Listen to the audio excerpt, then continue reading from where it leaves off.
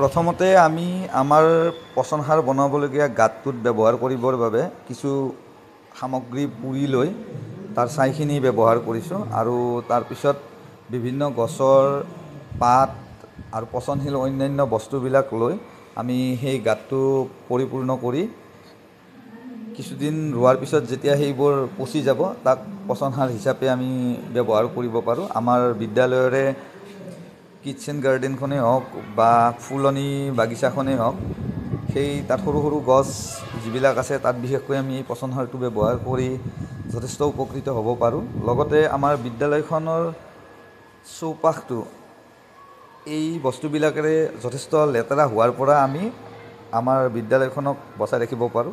আচলতে এনেদৰে আমি যিকোনো পৰিৱেশতে এই কামটো কৰি পৰিৱেশটো আমি যথেষ্ট নিকা কৰি ৰাখিব পাৰোঁ। এতিয়া কথা হ'ল এইখিনি কাম কৰিবলৈ অলপ সময়ৰ প্ৰয়োজন হয় যদিও ইয়ে কিন্তু আমাৰ পৰিৱেশটো চাফা কৰি ৰখাত যথেষ্ট সহায় কৰে।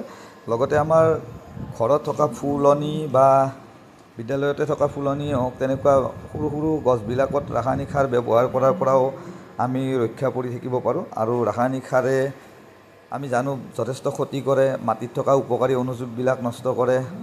লগতে কাষত যদি খাল বিল থাকে তালৈকে ৰাসায়নিক সাৰবিলাক গৈ তেনেকুৱা খাল বিলৰ পানীবিলাকো প্ৰদূষিত কৰে।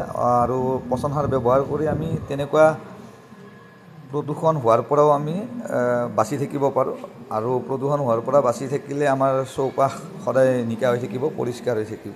গতিকে আমি এইখিনি কাম কৰিছোঁ এইবাৰ, আৰু আগলৈও নিশ্চয় কিবা কিবি এনেকুৱা আগবাঢ়ি গৈ থাকিম, যিমান পাৰোঁ কৰি গৈ থাকিম। ধন্যবাদ।